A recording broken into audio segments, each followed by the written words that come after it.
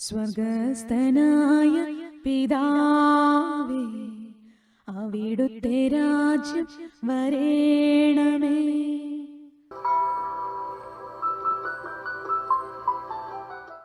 നമ്മുടെ ഈ ഭൂമിയിലെ ജീവിതം, നാം പ്രത്യേകിച്ച് നമ്മൾ കുടുംബ ജീവിതത്തിലായിരിക്കുമ്പോൾ ദൈവത്തിൻ്റെ കാഴ്ചപ്പാടിൽ നമ്മളുടെ ജീവിത പങ്കാളിയെയും ദൈവം തന്ന മക്കളെയും നിത്യതയിൽ എത്തിക്കുവാനുള്ള ഒരു വലിയ ഉത്തരവാദിത്വം ആണ് പ്രാഥമികമായി ക്രിസ്തീയമായി കുടുംബജീവിതം എന്ന് പറയുക. കർത്താവിൻ്റെ കാഴ്ചപ്പാടിൽ ഒരു ഭർത്താവായി, ഒരു ഭാര്യയായി നാം, അല്ലെങ്കിൽ ഒരു അപ്പനായി, അമ്മയായി നാം ആയിരിക്കുമ്പോൾ നമ്മളെ ഏൽപ്പിച്ചിട്ടുള്ളവരെ നിത്യതയിൽ എത്തിക്കുക. ഇതാണ് ദൈവത്തിൻ്റെ ലക്ഷ്യം നമ്മെക്കുറിച്ച്. പലപ്പോഴും ചിന്തിച്ചാണ്, നമ്മൾ ഭൂമിയിൽ ജനിച്ചത് തന്നെ നിത്യതയിലേക്ക് പ്രവേശിക്കാനാണ്. ഈ ഭൂമിയിൽ വെച്ച് നമ്മൾ ക്രിസ്തുവിനെ സ്വന്തമാക്കി, ക്രിസ്തുവിൻ്റെ കൃപ, പരിശുദ്ധാത്മാവിൻ്റെ ശക്തി നമ്മളിൽ നിറഞ്ഞുകൊണ്ട് ഉന്നതങ്ങളിലേക്ക് കയറിപ്പോയ, ആരോഹണം ചെയ്തു പോയ യേശു ക്രിസ്തുവിൻ്റെ കൂടെ അവൻ വീണ്ടും വരുമ്പോൾ വാനമേഘങ്ങളിൽ അവനോടുകൂടെ നിത്യതയിലേക്ക് എടുക്കപ്പെടേണ്ടവരാണ്, കൊണ്ടുപോകപ്പെടേണ്ടവരാണ് നാം എല്ലാവരും ഈ ഭൂമിയിൽ. അതാണ് നമ്മളെ ക്രിസ്തു പഠിപ്പിച്ചത്. നമുക്ക് നമ്മുടേതായ രീതിയിൽ ലോകത്തിൻ്റെ പല കാഴ്ചപ്പാടുകളും പല രീതികളുമുണ്ട്. പക്ഷെ ഇതാണ് ദൈവികമായ നാം ഇന്ന് തിരുസഭയിലായിരിക്കുക എന്ന് പറയുമ്പോൾ അതിൻ്റെ അർത്ഥം അതാണ്. നമ്മുടെ ലക്ഷ്യം നിത്യതയാണ്. നമ്മുടെ ജീവിതം ഇനി ആരംഭിക്കാൻ പോവുകയാണ്. നമ്മുടെ ഇവിടെ പരിശീലനമായിരുന്നു, നിത്യതയിലേക്ക് നാം പ്രവേശിക്കാൻ പോവുകയാണ്. നമ്മുടെ ജീവിതം ഒരിക്കലും അവസാനമില്ലാത്ത, പലപ്പോഴും നമ്മൾ ചിന്തിച്ചാണ്, ഏദൻ തോട്ടത്തിൽ ദൈവം ആദത്തെ ഹവ്വായും സൃഷ്ടിച്ചപ്പോൾ വർദ്ധിച്ചു പെരുകുക, മക്കൾ ഉണ്ടാകട്ടെ എന്ന് പറഞ്ഞ് നമുക്കറിയാം, അവിടെ ഒരിക്കലും മരണത്തെക്കുറിച്ച് മരണമില്ലായിരുന്നു. അവിടെ പാപം മൂലം, സാത്താൻ്റെ വഞ്ചന മൂലമാണ് ലോകത്തിൽ, അല്ലെ മനുഷ്യരുടെ ജീവിതത്തിൽ മരണം പ്രവേശിച്ചത്. അപ്പോൾ മരണമുള്ളൊരവസ്ഥയിലേക്ക് മനുഷ്യൻ താഴ്ത്തപ്പെട്ടപ്പോഴാണ്. അത് വീണ്ടും വീണ്ടും പാപം വർദ്ധിച്ചപ്പോൾ ആയുസ് കുറഞ്ഞു വരികയാണ്. പലപ്പോഴും ചിന്തിച്ചു, ഉൽപ്പത്തിയിൽ നിത്യതയിൽ നിന്നും പുറത്താക്കപ്പെട്ട മനുഷ്യൻ 1000-900 വർഷമൊക്കെ ജീവിക്കുന്ന ഒരു കാലഘട്ടം ഉണ്ടായിരുന്നെങ്കിൽ ഉൽപ്പത്തി 6 അത് ദൈവം ഒരു 120 വർഷമാക്കി കുറച്ച്. കാരണം മനുഷ്യനിൽ ദൈവത്തിൻ്റെ ചൈതന്യം നിലനിൽക്കുകയില്ല. മനുഷ്യനവൻ ജഡമാണ്, വെറും ലോകത്തിൻ്റെതായ ആഗ്രഹങ്ങളും ജഡികമായ ആഗ്രഹങ്ങളും താല്പര്യമുള്ള അവൻ എത്ര ശ്രമിച്ചാലും വീണ്ടും അതിലേക്ക് വീണുപോകുന്ന ഒരു ജീവിതമാണെന്ന് കണ്ട് മനുഷ്യൻ്റെ ആയുസ് വെറുതെ എന്തിനാണ് ഇങ്ങനെ ഈ ഭൂമിയിൽ പാപിയായി ജീവിച്ച് മറ്റൊരാളെ കൂടെ പാപത്തിലേക്ക് നയിക്കുന്നൊരവസ്ഥ കണ്ടുകൊണ്ടാണ് ദൈവം ദൈവത്തെ കണ്ടെത്താൻ, അല്ലെ നിത്യതയിലേക്ക് പ്രവേശിക്കാനായിട്ട് ഈ 900 വർഷമൊന്നും ആവശ്യമില്ല. 120 വർഷമായിട്ട് കുറച്ച് ഇടയ്ക്ക് ഓർപ്പിച്ചതുപോലെ സംഗീതം 90 വരുമ്പോൾ പറയുന്നതാ 120 ആയിരുന്നെങ്കിൽ ഇപ്പോൾ ഏറിയാൽ 70, അതും 80, ഏറിയാൽ 70-80 അതും കഷ്ടതയും ദുരിതവുമാണ്. കാരണം നമ്മൾ ഭൂമിയിൽ ദൈവത്തെ കണ്ടെത്തുന്നത് നമുക്ക് കഷ്ടതയും ദുരിതവും ഉള്ളപ്പോഴാണ്. ദൈവം മനസ്സോടെയാണ്. നമ്മളാരും കഷ്ടപ്പെടാനോ നമ്മളാരും വേദനിക്കാനോ ദൈവം ആഗ്രഹിക്കുന്നില്ല. പക്ഷേ നമ്മൾ വെറും ജഡികരായതുകൊണ്ട് ലോകത്തിൻ്റെതായ മനോഭാവങ്ങൾ ജീവിച്ച് നമ്മുടെ നിത്യനാശത്തിലേക്ക് ഈ ലോകത്തിൽ വെച്ച് നമുക്ക് ക്രിസ്തുവിനെ, ദൈവത്തെ കണ്ടെത്താൻ പറ്റാതെ വരുമെന്നുള്ള ഒരു അറിവ് കൊണ്ടാണ് ദൈവം സാത്താൻ നമ്മൾ സ്വന്തം വഴിക്ക് പോയി നമ്മൾ പാപത്തിന് അടിമകളായി, പാപത്തിൻ്റെ ഫലമായി നമുക്കുണ്ടാകുന്ന നാശങ്ങളും രോഗങ്ങളും തകർച്ചകളും ഒക്കെ നമുക്ക് വരുമ്പോൾ ദൈവം അത് നമുക്ക് വരാൻ അനുവദിക്കുന്നത് നാം അതിലൂടെ കടന്നു പോകുമ്പോൾ ദൈവത്തെ അന്വേഷിക്കുവാനും ദൈവത്തെ കണ്ടെത്താനും വേണ്ടിയാണ്. നിങ്ങളെക്കുറിച്ചൊരു പദ്ധതി എൻ്റെ മനസ്സിലുണ്ട് എന്ന്, മനോഹരമായ പദ്ധതിയാണ്. പക്ഷേ ഈ ഭൂമിയിൽ നമ്മൾ ദൈവത്തെ അറിയാതെ പോകുമ്പോൾ നിങ്ങൾ എന്നെ അന്വേഷിക്കും, പൂർണ്ണ ഹൃദയത്തോടെ അന്വേഷിക്കും, നിങ്ങളെന്നെ കണ്ടെത്താൻ ഞാൻ ഇടയാക്കുമെന്ന് കർത്താവ് അരുളിച്ചെയ്യുന്നു. ലോകത്തിലേക്ക് നോക്കിയാൽ നമ്മൾ പല കാര്യങ്ങളും, മനുഷ്യൻ പാപമൊക്കെ ചെയ്ത് കുഴപ്പമൊന്നുമില്ല, എനിക്കെല്ലാ പണമുണ്ട്, അധികാരമുണ്ട്, എല്ലാ പദവിയുണ്ട്, ആർക്കും എന്നെ ഒന്നും ചെയ്യാൻ പറ്റില്ല എന്ന് പറഞ്ഞു പോയ ജീവിതങ്ങളൊക്കെ ദൈവം ഇടപെട്ടുകൊണ്ട് അവരെ അനുതാപത്തിലേക്ക്, മാനസാന്തരത്തിലേക്ക്, ഞാൻ ഒന്നുമല്ല എന്നുള്ളൊരവസ്ഥയിലേക്ക് കൊണ്ടുവരുന്നത് നമ്മൾ കാണുന്നുണ്ട്. നമ്മൾ തിരുവചനത്തിലാണെങ്കിലും ലോക ചരിത്രത്തിലാണെങ്കിലും നോക്കിയാൽ കാണുന്നതാണ്. ദൈവത്തെ കണ്ടെത്താനായിട്ട് ഉള്ള ഒരു ജീവിതമാണ് ഈ ഭൂമിയിലെ നമ്മുടെ ജീവിതം. ഇന്ന് ടെക്സാസ് സ്റ്റേറ്റിന് വേണ്ടി ഹ്യൂസ്റ്റണിൽ നിന്നും പുഷ്പ ബൈജു പ്രാർത്ഥന ആരംഭിച്ചപ്പോൾ ഇന്ന് ആഗോള സഭയിലെ വിശുദ്ധ കുർബാനയുടെ വചനങ്ങളൊക്കെ നമ്മൾ ഓർപ്പിച്ചു. സങ്കീർത്തനം 96 10 വചനങ്ങളായിരുന്നു. ജനതകളുടെ ഇടയിൽ പ്രഘോഷിക്കുവിൻ, കർത്താവ് വാഴുന്നു. കർത്താവാണ് അധികാരി. നമ്മുടെ ഏത് രാജാവോ പ്രഭുവോ അധികാരമുള്ളവരോ ആരും ആയിക്കൊള്ളട്ടെ, പക്ഷെ വാഴുന്നത് കർത്താവാണ്. കർത്താവിൻ്റെ കീഴിലാണ് നാം ആയിരിക്കേണ്ടത്. ലോകം സുസ്ഥാപിതമായിരിക്കുന്ന ഇളക്കം തട്ടുകയിൽ അവിടുന്ന് ജനതകളെ നീതിപൂർവം വിധിക്കും. അല്ലേ, നമ്മൾ ഈ ഭൂമിയിൽ അവിടുന്ന് വീണ്ടും വരും. അതും കൂടെയാണ് പറഞ്ഞത് 96 സങ്കീർത്തനം. എന്നാൽ അവിടുന്ന് വരുന്നു, അവിടുന്ന് ഭൂമിയെ വിധിക്കാൻ വരുന്നു. അവിടുന്ന് ലോകത്തെ നീതിയോടും ജനതകളെ സത്യത്തോടും കൂടെ വിധിക്കും. ഈ ഭൂമിയിൽ നമ്മുടെ ജീവിതം കടന്നു പോകേണ്ട ഒരു മേഖലയാണ് അല്ലെ, നമ്മുടെ ജനനവും മരണവും നമുക്കറിയാം, അന്ത്യവിധി. അതുകൊണ്ട് ഈശോ തന്നെ പറഞ്ഞിട്ടുണ്ട്. അത് വചനത്തിൽ ഇപ്പോൾ പറയുകയാണ്, അവൻ വീണ്ടും വരും. എബ്രായർ 9 പറഞ്ഞു, അവൻ വീണ്ടും വരും. അത് പാപ പരിഹാരാർത്ഥമല്ല. അവൻ ഒരിക്കൽ വന്നത്, ഇതിനു മുമ്പ് 2000 വർഷം മുമ്പ് ദൈവം മനുഷ്യനായി വന്നത് പാപ പരിഹാരത്തിനായിട്ടായിരുന്നു. സാത്താന്റെ പ്രവൃത്തികളെ ഇല്ലാതാക്കാൻ, നമ്മളെ വീണ്ടെടുക്കാനുള്ള വഴി തുറന്നു തരാനായിരുന്നു ദൈവം മനുഷ്യനായി യേശുക്രിസ്തു ഭൂമിയിലേക്ക് വന്നത്. എന്നാൽ എബ്രായർ 9 പറഞ്ഞിട്ടുണ്ട്, അവൻ വീണ്ടും വരുമ്പോൾ അവിടെ ഒരു കരുണയില്ല. നമുക്ക് ചിന്തിക്കാൻ പോലും പറ്റില്ല. അവിടുന്ന് പറഞ്ഞ് അവരനേകർ അന്ന് പറയും, ഓർക്കുന്നില്ലേ, ഞങ്ങള് നിന്റെ തെരുവിൽ, അല്ല നീ ഞങ്ങളുടെ തെരുവിൽ പഠിപ്പിച്ചിട്ടുണ്ട്, നീ ഞങ്ങളുടെ ഇടയിൽ സുവിശേഷം പ്രസംഗിച്ചിട്ടുണ്ട്, അത്ഭുതങ്ങൾ പ്രവർത്തിച്ചിട്ടുണ്ട്. പിന്നെ പറയും, ഞങ്ങൾ നിന്റെ നാമത്തിൽ അനേക രോഗികളെ സുഖപ്പെടുത്തിയിട്ടുണ്ട്, ഞങ്ങൾ നിന്റെ നാമത്തിൽ വചനം പ്രഘോഷിച്ചിട്ടുണ്ട്, അടയാളങ്ങളും അത്ഭുതങ്ങളൊക്കെ പ്രവർത്തിച്ചിട്ടുണ്ട്. അപ്പോൾ കർത്താവ് പറയും, ദുഷ്ടത പ്രവർത്തിക്കുന്നവരെ എന്നിൽ നിന്ന് അകന്നു പോകുവിൻ, ഞാൻ നിങ്ങളെ അറിയുന്നില്ല. ഇപ്പോൾ നമ്മൾ ചിന്തിച്ചതാണ്, അതായത് നമുക്ക് സുവിശേഷ വേലക്കാരായിട്ട് ജീവിക്കാം, സുവിശേഷത്തിന്റെ ശുശ്രൂഷകരായിട്ട് വേണം ജീവിക്കാം, അതായത് ദൈവരാജ്യത്തിന്റെ വേലക്കാരായിട്ട് ജീവിക്കാം. പക്ഷേ അതിനേക്കാൾ ഉപരിയായി ദൈവം ആഗ്രഹിക്കുന്നത് നമ്മൾ ദൈവ മക്കളായിട്ട് ഈ ഭൂമി ജീവിക്കുവാനാണ്. എന്ന് പറയുമ്പോൾ അതിന് വ്യത്യാസം എന്താണ്? ദൈവ മക്കൾ എന്ന് പറഞ്ഞാൽ ദൈവ ആത്മാവ് ഉള്ളിലുള്ളവരാണ് ദൈവമക്കൾ. എനിക്ക് വേണമെങ്കിൽ ദൈവരാജ്യം പ്രസംഗിക്കാം, കാര്യങ്ങളൊക്കെ ചെയ്യാം, എന്തും ചെയ്യാം. പക്ഷേ എൻ്റെ ആത്മാവ് ദൈവത്തോട് ചേർന്നല്ല എങ്കിൽ നമുക്കറിയാം, നമ്മുടെ വീട്ടിലൊക്കെ മാത്രം പേരാണ് നമ്മളെ സഹായിക്കാൻ. ഏതൊക്കെ രീതിയിൽ എത്രയോ വേലക്കാരും ഒക്കെ ആയിട്ട് ജോലിയൊക്കെ ചെയ്തിട്ടുണ്ട്. നമ്മളെല്ലാവരും കുറേ കഴിഞ്ഞ് നമ്മളാരും ഓർക്കുന്ന പോലും കാണില്ല. എന്നാൽ വീടിൻ്റെ മകനോ മകളോ നാട്ടുകാർ മുഴുവൻ ഇന്ന വീട്ടിൽ ഇന്നയാളുടെ മകളാണ്, അല്ലെ അപ്പനും അമ്മയും എൻ്റെ മകനോ മകളോ വരാൻ വേണ്ടി കാത്തിരിക്കുന്ന അവസ്ഥ. ഇതൊരു വ്യത്യാസമാണ്. അപ്പൊ ദൈവം നമുക്ക് വേണ്ടി കാത്തിരിക്കുമ്പോൾ, നിത്യതയിൽ അവന്റെ മുമ്പിൽ വന്ന് നിൽക്കുമ്പോൾ, നാം ദൈവ ആത്മാവിലാണെങ്കിൽ അവൻ നമ്മളെ തിരിച്ചറിയും. കാരണം യോഹന്നാൻ ശ്ലീഹ പറയുന്നുണ്ടല്ലോ, അവൻ വീണ്ടും വരുമ്പോൾ നമ്മളെല്ലാവരും അവന്റെ രൂപത്തിലായി തീരുമെന്ന്. അവന്റെ എല്ലാവരും, അതാണ് അടയാളം.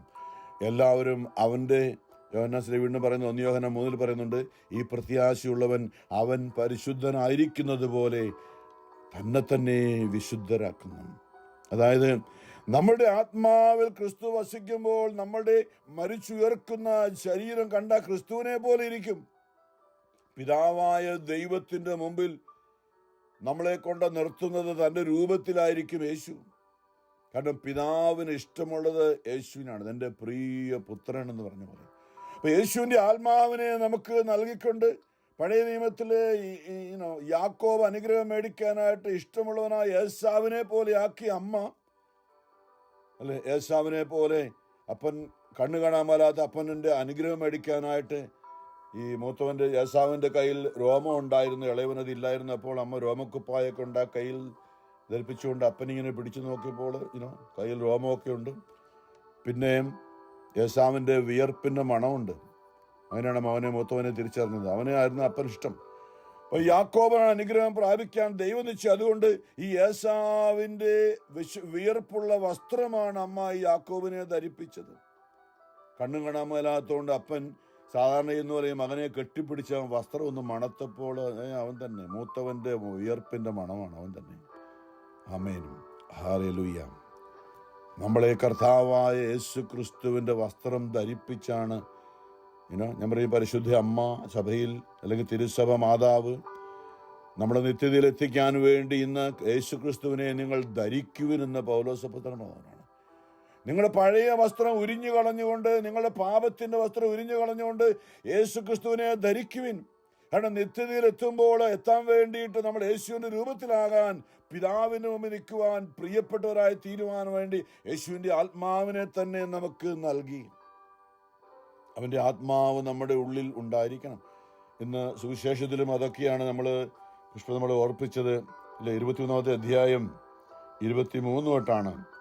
എല്ലാം നമുക്ക് ബാഹ്യമായിട്ടെല്ലാം എല്ലാ ഞായറാഴ്ചയും പള്ളിയിൽ പോകണം, അച്ഛനുമായിട്ട് നല്ല സുഹൃത്ത് ബന്ധം വേണം, അല്ലെ പള്ളി കമ്മിറ്റിയിൽ അംഗമായിരിക്കണം, പള്ളിയുടെ എല്ലാ കാര്യങ്ങളിലും ഇടപെടണം, പള്ളിക്ക് ഏറ്റവും പറ്റുമെങ്കിൽ ഏറ്റവും നല്ല തുക തന്നെ നമ്മൾ കൊടുക്കണം ഡൊണേഷനായിട്ട്. കാരണം അതങ്ങനെ ആയിരിക്കും, മറ്റുള്ളവർക്ക് അറിയാമല്ലോ ഞാനാ കൊടുത്തതെന്ന്. ഞാൻ പറയുന്നത് വേറെ രീതിയിലാണ്. ഓക്കെ, നമ്മളൊന്നും ചെയ്യരുത്, എല്ലാം ചെയ്യണം. അച്ഛനോട് ഇഷ്ടം വേണം, പള്ളി കമ്മിറ്റിയിലായിരിക്കണം, പള്ളിക്ക് നല്ല നമ്മളെ കഴിയുന്ന കൊടുക്കണം. പക്ഷെ നമ്മുടെ ഉള്ളം, നമ്മുടെ ആത്മാവില് ക്രിസ്തു വസിക്കാനായിട്ട് സാധിക്കുന്നില്ലെങ്കിൽ ഇതെല്ലാം വെറുതെയാണ്.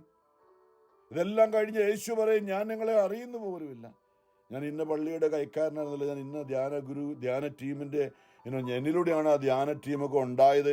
അല്ലെ, അനേകരെ യേശുവിലേക്ക് നയിക്കാനായിട്ട് ഞാൻ എന്ന് പറഞ്ഞാൽ കർത്താവിന്റെ വേലക്കാരനായ സുവിശേഷ വേലയുമായി നടന്ന വ്യക്തിയുമാണ് ഞാൻ. പക്ഷെ ഞാൻ ദൈവത്തിന്റെ മകനോ മകളോ ആകുന്നില്ല എന്ന് പറയുമ്പോൾ ദൈവ ആത്മാവ് എൻ്റെ ഉള്ളിൽ ഇല്ലെങ്കിൽ അത് പരിശുദ്ധാത്മാവിൻ്റെ ഫലങ്ങളായിട്ടാണ് പിതാവ് കണക്കിടുന്നല്ലേ.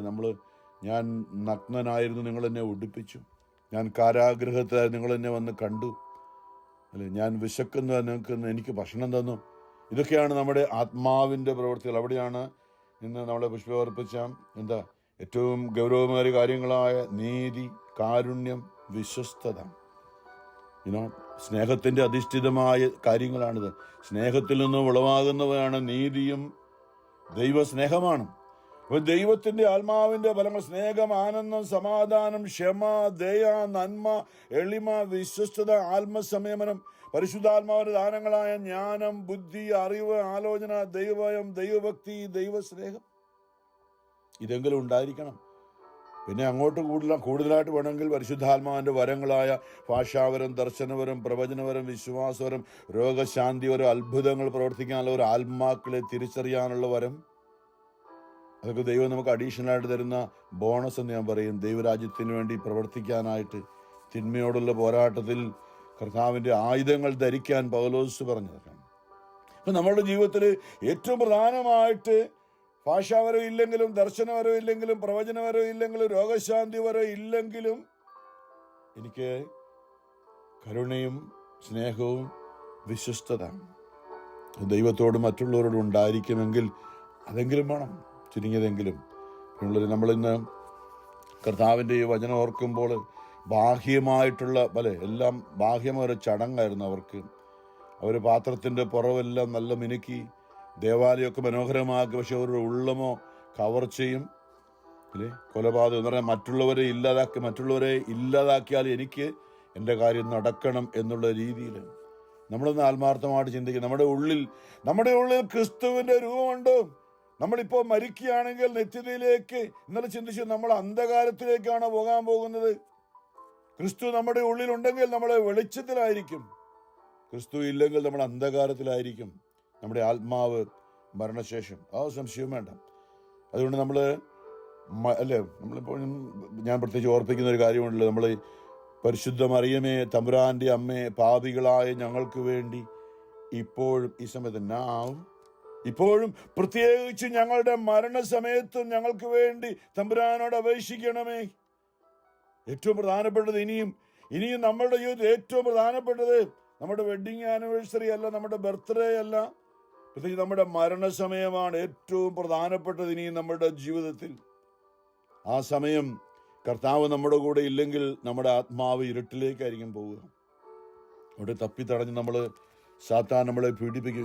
നമുക്കറിയാം, കണ്ണ് കാണാൻ മേലെങ്കിൽ ആരെല്ലാം ഏതെല്ലാം കണ്ണ് കാണുമ്പോഴാണല്ലേ ഈശോ പറഞ്ഞ് വെളിച്ചമുള്ളപ്പോൾ വെളിച്ചത്തിൽ നിങ്ങൾ നടക്കുമെന്നൊക്കെ ഉണ്ട്.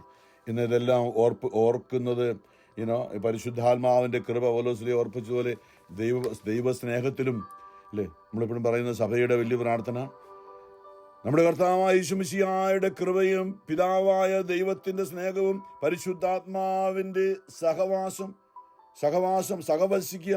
നമ്മുടെ ആത്മാവിൽ നമ്മുടെ കൂടെ വസിക്കുന്ന ആ പരിശുദ്ധാത്മാവ്. കാരണം ദൈവം, ഞാൻ പലപ്പോഴും ഇത് പിതാവിൻ്റെ സ്നേഹം അത് പുത്രനായ യേശുക്രിസ്തുവിന്റെ കൃപയായി പ്രത്യക്ഷപ്പെട്ട് എന്താ, നമ്മുടെ ശരീരത്തെയും മനസ്സിനെയും വിശുദ്ധീകരിച്ചുകൊണ്ട് ദൈവം ആത്മാവായി നമ്മുടെ ഉള്ളിൽ വസിക്കാനായി നമ്മുടെ പാപങ്ങൾ മുഴുവനും സ്വന്തം ചുമൽ വഹിച്ചുകൊണ്ട് പാപത്തിന് പരിഹാരമായി തന്റെ ജീവിതം അർപ്പിച്ചുകൊണ്ട് നമ്മളെ വിശുദ്ധീകരിച്ച് നമ്മളെ ദൈവ ആലയങ്ങളാക്കി യേശു മാറ്റി. അത് ദൈവസ്നേഹം പിതാവും പുത്രനും പരിശുദ്ധാത്മാവും ഒന്നാണ്. അപ്പോൾ ദൈവത്തിന്റെ സ്നേഹം നമുക്ക് ലഭിക്കാൻ തടസ്സമായി നിന്ന് നമ്മുടെ പാപങ്ങളെ യേശു നമുക്ക് വേണ്ടി ശരീരം എടുത്തുകൊണ്ട് വന്ന് സ്വന്തം ശരീരത്തിൽ നമുക്ക് വരാവുന്ന പാപത്തിന്റെ ശിക്ഷ അനുഭവിച്ചുകൊണ്ട് നമ്മുടെ ശരീരങ്ങളെ അവൻ വിശുദ്ധമാക്കി, അല്ലെ വിലക്ക് വാങ്ങി ഒരു ആലയമാക്കി, ഒരു കെട്ടിടം വിലക്ക് വാങ്ങി ഒരു പള്ളി പണിയുന്നത് പോലെ പാപത്തിന്റെ അടിമകളായിരുന്ന നമ്മളെ സാത്താന്റെ അധീനതയിൽ നിന്ന് യേശു വിലക്ക് വാങ്ങി നമ്മളെ ഒരു പള്ളിയാക്കി മാറ്റി. ആത്മാവിൽ ഒരു പള്ളിയുണ്ട്, അവിടെ ഒരു സക്രാരിയുണ്ട്, അതിൽ കുടികൊള്ളാൻ നീ വരണമേ യേശുവേ. വെറും ജഡികമായി ജീവിച്ചിരുന്ന നമ്മളെ യേശു വിലക്ക് വാങ്ങിയ ഒരു പള്ളി പണിത് നമ്മളിൽ, നമ്മുടെ ആത്മാവിൽ കുടികൊള്ളാൻ പരിശുദ്ധാത്മാവായി വസിക്കാൻ വേണ്ടി നമ്മളെ വിലക്ക് വാങ്ങിയവിടുന്നു. ഈ ഒരു അറിവ് നമുക്കുണ്ടായിരിക്കണം പ്രിയമുള്ളവരെ. നമ്മുടെ ആത്മാവിൽ ക്രിസ്തു വസിക്കണം. അത് നമ്മളുടെ, ഞാൻ പറഞ്ഞു വന്നത് ഒരു കുടുംബജീവിതം. ഇന്ന് കാരണം പറയാൻ കാര്യം, ഇന്ന് തിരുസഭ ഓർക്കുന്ന ഒരു വിശുദ്ധിയുണ്ട്, വിശുദ്ധ മോനിക്ക പുണ്യവതി. ഇന്നലെ സാന്ദർഭികമായിട്ട് പരിശുദ്ധാത്മാവിൻ്റെ ഉള്ളിലേക്ക് ചിന്ത കൊണ്ട് വിശുദ്ധ കാരണം എന്താ, കുടുംബജീവിതത്തിൽ സഹിച്ചുകൊണ്ട് 4-ാം നൂറ്റാണ്ട് ജീവിച്ചിരുന്ന ഒരു വിശുദ്ധം, ഇറ്റലിയിലായിരുന്ന ഒരു 56 വയസ്സിൽ മരിച്ചു. ഇന്ന് ഓർമ്മ ദിവസമാണ്. അപ്പോൾ ഈ വിശുദ്ധിയാതിൻ്റെ കാരണം ഭർത്താവ് അങ്ങേയറ്റം 6-ാം പ്രമാണത്തിന്റെ ലംഘനത്തിൽ മുഴുവൻ ജീവിച്ച വ്യക്തിയാണ്. വ്യഭിചാരം ചെയ്യരുത് എന്ന അതിലായിരുന്നു അദ്ദേഹത്തിന്റെ ജീവിതം. ഭർത്താവ് ജീവിതം മുഴുവൻ സഹനമായിരുന്നു ഈ മോനിക്കായ്ക്ക്. പക്ഷേ അങ്ങനെ പോയ ഭർത്താവിന് വേണ്ടി ഹൃദയം തുറന്നു പ്രാർത്ഥിച്ചു കൊണ്ടിരുന്നു. അതായത് മോനിക്കായ്ക്ക് ഒരു അറിവുണ്ട്, ഞാൻ ഇടയ്ക്ക് ഓർപ്പിക്കാറുണ്ട്, ഭാര്യയിലൂടെയാണ് ഭർത്താവ്. കാരണം ഭർത്താവിൻ്റെ ഉള്ളിൽ ദൈവത്തിന്റെ ആത്മാവില്ലെങ്കിൽ അതിന് കൊടുക്കാനാണ് ഭാര്യയുമായിട്ട് കെട്ടിച്ചിരിക്കുന്നത്, ചേർത്ത് വെച്ചിരിക്കുന്നത്. ഇനിമേൽ നിങ്ങൾ രണ്ടല്ല ഒന്നാണ്. എന്താ, ആത്മാവിൽ ഒന്നാണ്. ഞാൻ പലപ്പോഴും ഓർപ്പിക്കേണ്ടത്, കുടുംബജീവിതത്തിൽ ആത്മാവിലൊന്നായി, മനസ്സിലൊന്നായി, ശരീരത്തിലൊന്നായാണ് കുഞ്ഞുങ്ങൾ ജനിക്കുക. വലിയൊരു മേഖലയാണ് പ്രിയമുള്ളവരെ. ആത്മാവിലൊന്നായി, അതായത് എൻ്റെ ഭർത്താവ് അങ്ങനെയൊക്കെ ആണെങ്കിലും ആ മനുഷ്യനെ വീണ്ടെടുക്കാനാണ് എന്നെ ആ മനുഷ്യനോട് ചേർത്ത് വെച്ചിരിക്കുന്നത് എന്നുള്ള നല്ലൊരു അറിവ് ഈ മോനിക്കായ്ക്കുണ്ടായിരുന്നു. ഒരു ക്രിസ്തീയ കുടുംബത്തിൽ നമുക്ക് ഓരോരുത്തർക്കും ഉണ്ടായിരിക്കേണ്ട ഒരു അറിവ് ഇതാണ്. എൻ്റെ ഭാര്യയ്ക്കല്ല, എൻ്റെ ഭർത്താവിന്, എൻ്റെ മക്കൾക്ക് കുറവുകൾ കാണും. പക്ഷേ അവരുടെ കുറവുകളെ നിറവുകളാക്കി മാറ്റാനാണ് ദൈവം ആത്മാവായി എന്നിൽ വസിച്ചുകൊണ്ട് അവരെ കൂടെ വീണ്ടെടുക്കുന്നൊരു പ്രക്രിയ. പൗലോസ്ലീഹ പലപ്പോഴും കൊറിന്തോസ് സഭയ്ക്ക് ലേഖനത്തിൽ 1 കൊറിന്തോസിലെ 7-ാമത്തെ അധ്യായത്തിലൊക്കെ അത് വായിച്ച് നമ്മൾ വിവാഹ ബന്ധത്തെ പറ്റി എന്ന് പറഞ്ഞാണ് ഹെഡിങ് തന്നെ. ഒത്തിരി കാര്യങ്ങൾ അവിടെ എഴുതി വെച്ചിട്ടുണ്ട്. അവിടെ പല കാര്യങ്ങളും ഞാൻ അവിടേക്ക് മുഴുവൻ പോകുന്നില്ല. ഇവിടെ പറയുകയാണ്, അങ്ങേറ്റം നിവൃത്തിയുണ്ടെങ്കിൽ നിങ്ങളുടെ ഭാര്യയും ഭർത്താവുമായി ഒന്നിച്ച് ജീവിക്കണം. ഈ മോനിക്ക ചെയ്തതുപോലെ ഒരു രക്ഷയില്ലായിരുന്നു. കാരണം ബൈബിളിൽ പറഞ്ഞിട്ടുണ്ട്, അന്യ സ്ത്രീയോ അന്യ പുരുഷനുമായിട്ട് പോയ ഒരാളെ ഉപേക്ഷിക്കാം, വിവാഹബന്ധം വേർപെടുത്താമെന്ന് പറഞ്ഞിട്ടുണ്ട്. പക്ഷേ ആ മനുഷ്യന്റെ ആത്മാവിനെ രക്ഷിക്കുവാനാണ് ദൈവം എന്നെ ഏൽപ്പിച്ചിരിക്കുന്നത് അറിയാവുന്നത് കൊണ്ട് അതിലേക്ക് പോകാതെ പിടിച്ചു നിന്ന ഒരു ജീവിതമായിരുന്നു വിശുദ്ധ മോനിക്കാന്. 1 കൊരിന്ത്യർ 7 പറയുകയാണ്, ഏതെങ്കിലും ഒരു സ്ത്രീക്ക് അവിശ്വാസിയായ ഭർത്താവ് ഉണ്ടായിരിക്കുകയും അവൻ അവളോടൊത്ത് ജീവിക്കാൻ സമ്മതിക്കുകയും ചെയ്താൽ അവൾ അവനെ ഉപേക്ഷിക്കരുത്. ഇവിടെ ഒരു പറഞ്ഞിട്ടുണ്ട്, അവൻ അവളോടൊത്ത് ജീവിക്കാൻ സമ്മതിക്കുകയും ചെയ്താൽ അവൾ അവനെ ഉപേക്ഷിക്കരുത്. എന്തെന്നാൽ 1 കൊരിന്ത്യർ 7:14 എന്നാൽ അവിശ്വാസിയായ ഭർത്താവ് ഭാര്യ മുഖേനയും, അവിശ്വാസിയായ ഭർത്താവ് വിശ്വാസമുള്ള ഭാര്യ മുഖേനയും, നേരെ മറിച്ചും അവിശ്വാസിനിയായ ഭാര്യ വിശ്വാസമുള്ള ഞാൻ കൂട്ടിച്ചേർത്താണ് കേട്ടോ. അവിടെ അവിശ്വാസിനിയായ ഭാര്യ ഭർത്താവ് മുഖേനയും വിശുദ്ധീകരിക്കപ്പെടുന്നു. രണ്ടുപേരും കൂടെ ചേർത്ത് വെച്ചിരിക്കുകയാണ്. ഒരാളിൽ അശുദ്ധിയാണെങ്കിൽ മറ്റേ ആളിലൂടെ വിശുദ്ധി കടന്നു വന്നുകൊണ്ട് ഈ ചേർത്ത് വെച്ചിരിക്കുന്ന ആളെ കൂടെ വിശുദ്ധീകരിക്കുകയാണ്. എന്തിനു വേണ്ടിയാണിത്? ഒരു കുടുംബത്തിൽ ഒരാളെങ്കിലും വിശുദ്ധി നിൽക്കാൻ ദൈവം അനുവദിക്കും. കാരണം നമുക്കറിയാമെന്നല്ലേ, ഭർത്താവ് തോന്നിവാസമാണെങ്കിൽ ഭാര്യയ്ക്ക് വലിയ സഹനമാണ്. അല്ലെ ഭാര്യ ധ്യാനകേന്ദ്രങ്ങളിലും പ്രാർത്ഥനക്കാരുടെ ഇടയിലൊക്കെ ഇങ്ങനെ എൻ്റെ കാനാൻകാരി സ്ത്രീ അവളുടെ മകള് പിശാച് ബാധിച്ച് വീട്ടിൽ കിടക്കുകയാണ്. അവൾക്ക് വീട്ടിലിരിപ്പുറപ്പില്ല. അവൾ യേശുവിന്റെ അപ്പസ്തലന്മാരുടെ പുറകെ നടക്കുകയാണ്. എങ്ങനെയെങ്കിലും എൻ്റെ കുഞ്ഞിനെ ഒന്ന് രക്ഷിക്കണേ. ശിഷ്യന്മാരും അടുത്ത്, അപ്പസ്തലന്മാരും അടുത്ത്, കർത്താവ് ഇവിടെ എങ്ങനെയൊന്ന് പറഞ്ഞേക്കെ, ശല്യമായിരിക്കുന്നു. ഞങ്ങൾ ആണുങ്ങളൊക്കെ ഇരിക്കുന്നിടത്ത് ഇവിടെ എപ്പോഴും കയറി വന്നുകൊണ്ടിരിക്കുക. ഞങ്ങൾക്കൊരു സ്വസ്ഥതയിലൊന്നും സ്വസ്ഥമായിട്ട് ഇരിക്കാൻ പോലും പറ്റുന്നില്ല. അവൾ യേശുവിൻ്റെ യേശുവിൻ്റെ അടുത്തും വന്ന് ഇരിക്കാൻ തുടങ്ങി ഇടയ്ക്കൊക്കെ. അപ്പോൾ യേശുവിനെ അവള് വീണ്ടും വന്ന് പറഞ്ഞ് എൻ്റെ മകൾ ഇങ്ങനെയാണെന്ന് പിശാച് ബാധിച്ച് കിടക്കാൻ. യേശു ഒറ്റ വാക്കിൽ അത്രയും നേരം മിണ്ടാതിരുന്നു. ഇവളെ യേശു തന്നിലേക്ക് അടുപ്പിക്കുകയായിരുന്നു. ആമേൻ, ഹല്ലേലൂയ. യേശു അവളെ തന്നിലേക്ക് അടുപ്പിക്കുകയായിരുന്നു. യേശുവിലുള്ള അവളുടെ വിശ്വാസത്തെ വർദ്ധിപ്പിക്കാൻ വേണ്ടിയാണ് യേശു അത്രയും സമയം. അല്ലെങ്കിൽ നമ്മളൊക്കെ അങ്ങനെയാണ്, ഒരു ധ്യാനം കൂടിയിട്ട് ഈ പ്രശ്നം തീർന്നു കിട്ടിയാൽ പിന്നെ നമ്മൾ പ്രശ്നം തീർന്നു ഇനിയും പഴയ പോലെ അയക്കാം, പഴയ പോലെ ജീവിച്ചേക്കാം. എന്നാൽ ഒരിക്കൽ മാറിയാൽ പിന്നെ ക്രിസ്തുവിന് വേണ്ടി എന്നും ജീവിക്കും എന്നുള്ള ഒരു തീരുമാനം, അവിടെയാണ് നമ്മുടെ മക്കളും ഭാര്യയും ഭർത്താവും കുടുംബങ്ങളൊക്കെ രക്ഷപ്പെടാനും ദൈവം. ഞാനിത് പറഞ്ഞു വരുന്നത്, നമ്മൾ ഈ ഭൂമിയിൽ ജീവിക്കുന്നവരാണത്. നമുക്ക് ശരീരമുണ്ട്, മനസ്സുണ്ട്, ആഗ്രഹങ്ങളുണ്ട്, ഒത്തിരി വിചാരങ്ങളൊക്കെ ഉള്ളവരാണ്. പക്ഷെ എന്നാലും നമ്മൾ അറിയേണ്ടത്, നമ്മളുടെ ജീവൻ ഇതെല്ലാം കഴിയുമ്പോൾ നിത്യതയിൽ എത്തേണ്ടതാണ്. നമുക്ക് ശരീരത്തിൽ ജീവിക്കണം, പക്ഷെ നമ്മുടെ ആത്മാവ് നിത്യതയിൽ എത്താൻ വേണ്ടി ഒരു പ്രയോറിറ്റി നമ്മൾ എപ്പോഴും ഉണ്ടായിരിക്കണം. ഈശോ പറയാണ്, പൗലോസ്ലീഹയോട് പറഞ്ഞതാണ് അല്ലേ, അവിശ്വാസിനിയായ ഭർത്താവ് ഭാര്യ മുഖേന അവിശ്വാസിയായ ഭർത്താവ് ഭാര്യ മുഖേന അവിശ്വാസിനിയായ ഭാര്യ ഭർത്താവ് മുഖേനയും വിശുദ്ധീകരിക്കപ്പെടും. എന്തിനു വേണ്ടിയാണ്? അല്ലെങ്കിൽ ഇങ്ങനെ ഒരു കുടുംബത്തിൽ ഒരാളെങ്കിലും വിശുദ്ധിയിൽ അല്ലായിരുന്നെങ്കിൽ, അല്ലെങ്കിൽ നിങ്ങളുടെ മക്കൾ അശുദ്ധരാകുമായിരുന്നു, അടുത്ത തലമുറ നശിച്ചു പോകുമായിരുന്നു. അതുകൊണ്ടാണ് ഒരാള് ദൈവത്തെ അറിയുന്നില്ലെങ്കിൽ പോലും ഒരാളെ ദൈവം അറിയുള്ള ഒത്തിരി സഹനമാണ്, നല്ല സഹനമാണ് അല്ലേ. ആ കാനാൻകാരി സ്ത്രീ യേശുവിനോട് പറഞ്ഞില്ലേ, യേശു പറഞ്ഞ് മക്കളുടെ അപ്പം എടുത്ത് നായ്ക്കൾക്ക് കൊടുക്കുന്ന ഉചിതമല്ല എന്ന് പറഞ്ഞപ്പോൾ, അതേ യജമാനെ, അതേ കർത്താവേ, യജമാന്മാരുടെ മേശയിൽ നിന്ന് വീഴുന്ന അപ്പക്കഷ്ണം എന്തിനാ നായ്ക്കൾ? ഞാനൊരു നായാണ്, ഇങ്ങനെ മേലോട്ട് നോക്കിയിരിക്കുകയാണ്. നീ നിന്റെ മക്കളെ ഇസ്രായേൽക്കാർക്ക് കൊടുക്കുമ്പോൾ അവരുടെ കയ്യിൽ നിന്ന് അറിയാതെ വീഴുന്ന ഒരു അപ്പക്കഷ്ണം എനിക്ക് കിട്ടിയാൽ മതി, അതുകൊണ്ട് ഞാൻ ഓടിക്കോളാം എൻ്റെ കുഞ്ഞിൻ്റെ അടുത്തേക്ക്. അത് മതി, എൻ്റെ കുഞ്ഞ് രക്ഷപ്പെടും. കാരണം നിന്നിലൂടെ മാത്രമാണ്, യേശുവിലൂടെ മാത്രമാണ്, അവൻ്റെ ആത്മാവിലൂടെ മാത്രമാണ് നിത്യരക്ഷ, ജീവൻ, സൗഖ്യം, അനുഗ്രഹമെന്ന് ഈ കാനാൻകാരി സ്ത്രീയായ ഈ അമ്മ ഭർത്താവിൻ്റെ കാര്യം ഇവിടെ പറയുന്നില്ല, നമുക്കറിയില്ല എന്താ അവസ്ഥയെന്ന്. എനിവേ, ആ അമ്മ ആ യേശുവിൻ്റെ അടുത്ത് പറഞ്ഞപ്പോൾ ആ വാക്ക് എന്താ പറഞ്ഞു? ഈ വാക്ക് മൂലം യേശുവിൻ്റെ ഹൃദയത്തോട് അവളുടെ ഹൃദയത്തെ ചേർത്ത് വെച്ചിട്ട് പറഞ്ഞത്, നീ തരുന്നെങ്കിൽ എനിക്ക് നേരിട്ട് തരാൻ പറ്റില്ല, എനിക്കറിയാം, പക്ഷെ നിന്റെ മക്കൾക്ക് കൊടുക്കുമ്പോൾ അവരുടെ കയ്യിൽ നിന്നും അറിയാതെ വീഴുന്ന എന്തെങ്കിലും കിട്ടാൻ വേണ്ടിയാണ് ഞാനിങ്ങനെ നിന്റെ പുറകെ നടക്കുന്നത്. എന്തൊരു വിശ്വാസമാണ്!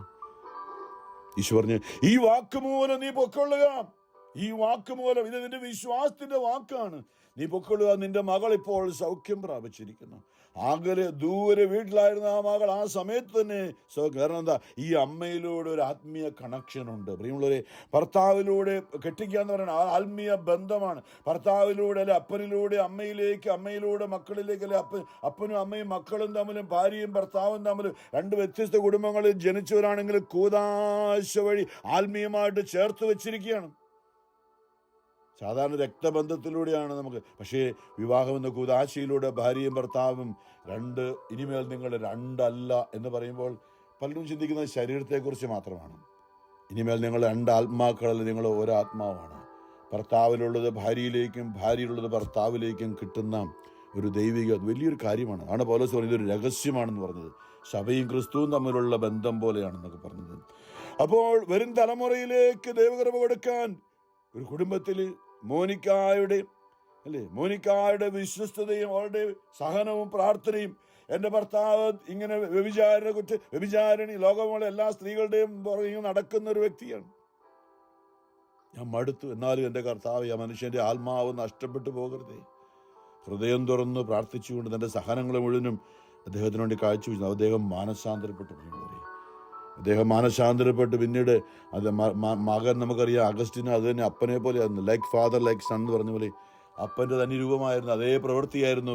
അവനും ഒരു വേശ്യയിൽ ഒരു കുഞ്ഞൊക്കെ ഉണ്ടായി അവളുമായിട്ടൊക്കെ ജീവിക്കുന്ന ഒരവസ്ഥയിലേക്ക് പോയ മകൻ അഗസ്റ്റിൻ. ആ അമ്മയുടെ വിശ്വാസം, അമ്മയിലൂടെ അപ്പൻ മാനസാന്തരപ്പെട്ട് കഴിഞ്ഞപ്പോൾ, ഈ അപ്പനും അമ്മയും കൂടെ നിന്ന് കഴിഞ്ഞപ്പോൾ, പിന്നെ ആ മകൻ 33-ാമത്തെ വയസ്സിൽ മാനസാന്തരപ്പെട്ട് വലിയ സെയിന്റ് അഗസ്റ്റിനായി മാറി. അപ്പൊ ദൈവത്തിന് അസാധ്യമായിട്ട് ഒന്നുമില്ല. നമ്മളൊരിക്കലും സംശയിക്കരുത്, ദൈവത്തെ സമർപ്പിക്കാൻ പ്രിയമുള്ളവരെ. കർത്താവിൻ്റെ ആ സ്നേഹം രക്ഷാകരമാണ്, നിത്യതയിൽ എത്തിക്കുക എന്നുള്ളതാണ്.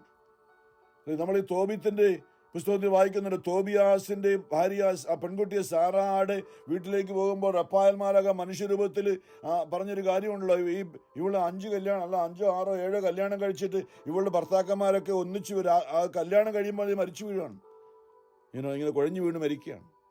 അപ്പോൾ അവളുടെ തോഴിമാരൊക്കെ ഇവളെ നീ ഒരു ശാപിക്കപ്പെട്ട സ്ത്രീ, അതുകൊണ്ടാണ് നിന്നിലൂടെ നിന്റെ ഭർത്താക്കന്മാരൊക്കെ മരിച്ചു വീഴുന്നത്. അവിടെയാണ് തോബിയാസ് ദൂതനുമായിട്ട് ആളെ വീട്ടിൽ വരുമ്പോൾ തോബിയാസിനോട് ദൈവം പറയാണ്, നീയാണ് ഇനി അടുത്ത ചാർച്ചക്കാരൻ ഇവളെ കല്യാണം കഴിക്കാനായിട്ട്. അപ്പോൾ തോബിയാസ് പറഞ്ഞു, വേണ്ട, ഞാനും മരിച്ചാൽ എൻ്റെ അപ്പൻ്റെ അമ്മയുടെ ഏക മകനാണ്, ഞാനും മരിച്ചാൽ അവരും ദുഃഖം കൊണ്ട് മരിക്കും, അതുകൊണ്ട് അത് വേണ്ട എന്ന് പറഞ്ഞപ്പോൾ തോബിയാസ് 6:17 ഒടുവിൽ ദൂതൻ പറഞ്ഞൊരു വാക്കിതാണ്, പേടിക്കേണ്ട അനാദി മുതലേ. നമുക്കിപ്പോൾ വിവാഹമെന്ന കൂദാശയിലൂടെ ദൈവം തന്നിരിക്കുന്ന ജീവിത പങ്കാളി ലോകം ഉണ്ടാകുന്നതിന് മുമ്പ് തന്നെ ദൈവം നിശ്ചയിച്ചതാണ്, കല്യാണം ഉറപ്പിച്ചതാണ്, സ്വർഗത്തിലെ അപ്പൻ നിശ്ചയിച്ചതാണ്. വിവാഹം സ്വർഗത്തിൽ നടക്കുന്നു എന്ന് നമ്മൾ കേൾക്കാറുണ്ട്.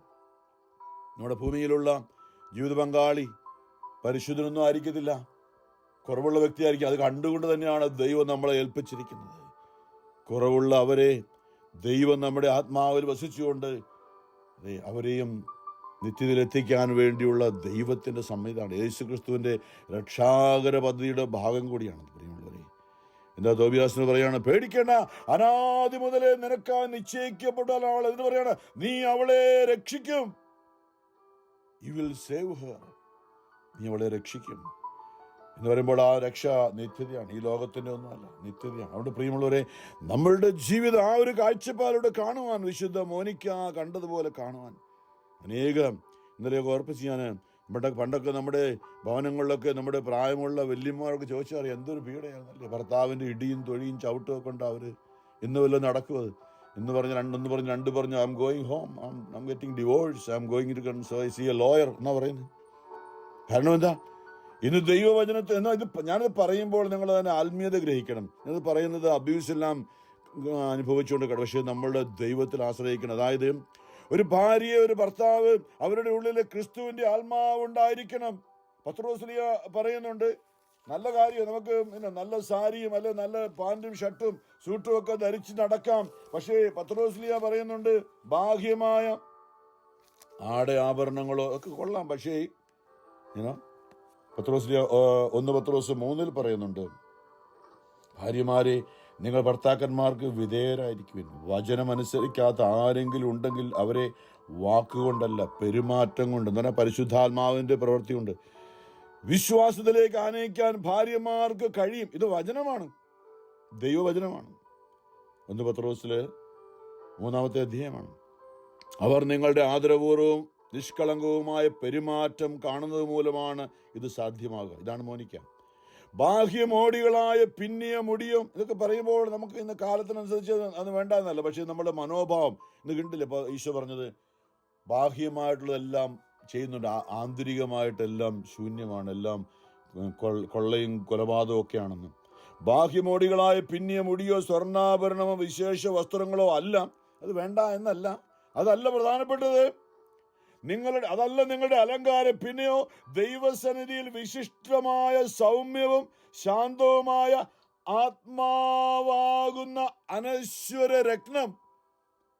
നമ്മുടെ ഉള്ളിലെ നമ്മുടെ ആത്മാവിലേക്ക് പരിശുദ്ധാത്മാവ് ഒന്ന് അണിയിപ്പിക്കുന്ന വലിയൊരു ഡയമണ്ട് ഉണ്ട്. പരിശുദ്ധാത്മാവിന്റെ സ്നേഹം നമ്മുടെ ഉള്ളിൽ പരിശുദ്ധാത്മാവ് ഉണ്ടായിരിക്കട്ടെ. എത്ര പറഞ്ഞാലും നേരെയാവാൻ പോകുന്നില്ല, എന്തെല്ലാം പിണങ്ങി നോക്കിയാലും നേരെയാവാൻ പോകുന്നില്ല, എത്രയെല്ലാം വാശി പിടിച്ചാലും നേരെയാവാൻ പോകുന്നില്ല. ക്രിസ്തുവാണ് വീണ്ടെടുക്കുന്ന. ക്രിസ്തുവിൻ്റെ ആത്മാവ് നമ്മുടെ ഉള്ളിൽ ഉണ്ടായിരിക്കട്ടെ എന്ന് ദൈവസന്നിധിയിൽ വിശിഷ്ടമായ സൗമ്യവും ശാന്തവുമായ ആത്മാവാകുന്ന അനശ്വര രത്നം അണിഞ്ഞ ആന്തരിക വ്യക്തിത്വമാണ്. ദൈവത്തിൽ പ്രത്യാശ വച്ചിരുന്ന വിശുദ്ധ സ്ത്രീകൾ മുമ്പ് ഇപ്രകാരം തങ്ങളെ തന്നെ അലങ്കരിക്കുകയും തങ്ങളുടെ ഭർത്താക്കന്മാർക്ക് വിധേയരായിരിക്കുകയും ചെയ്തിട്ടുണ്ട്. ഇന്നലെ ഓർപ്പിച്ചൊരു വചനമാണ്. സാറ അബ്രാഹത്തെ നാഥ എന്ന് വിളിച്ചുകൊണ്ട് അനുസരിച്ചിരുന്നല്ലോ. 1 പത്രോസ് 3:6.